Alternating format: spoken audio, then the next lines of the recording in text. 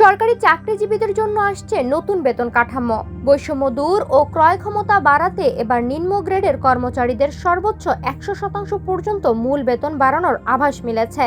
জাতীয় বেতন কমিশন 2025-এর সুপারিশ পর্যালোচনা কমিটি সম্প্রতি সচিবালয়ে এক বৈঠকে এই খসড়া চূড়ান্ত করার প্রক্রিয়া শুরু করেছে।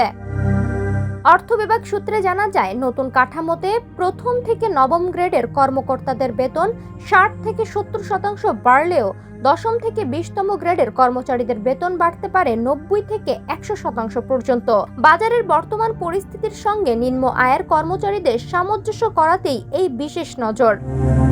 কমিটির অভ্যন্তরীণ সূত্রগুলো নিশ্চিত করেছে, নতুন এই পে স্কেল পুরোপুরি একেবারে নয়, বরং ধাপে ধাপে বাস্তবায়িত হবে। প্রথম ধাপে কেবল বর্ধিত মূল বেতনের কার্যকর করা হবে এবং পরবর্তী ধাপে বাড়ি ভাড়া, চিকিৎসা ও যাতায়াত সহ অন্যান্য ভাতা পুনর্বিন্যাস করা হবে। 2026-27 অর্থ বছরের বাজেটে এই আংশিক বাস্তবায়নের জন্য ইতিমধ্যে অতিরিক্ত 44,000 কোটি টাকা বরাদ্দ রাখা হয়েছে।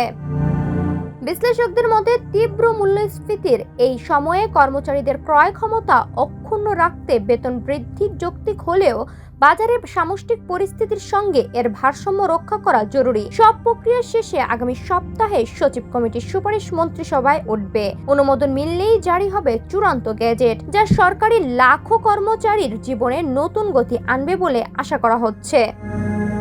ডেস্ক রিপোর্ট, সোনালী নিউজ।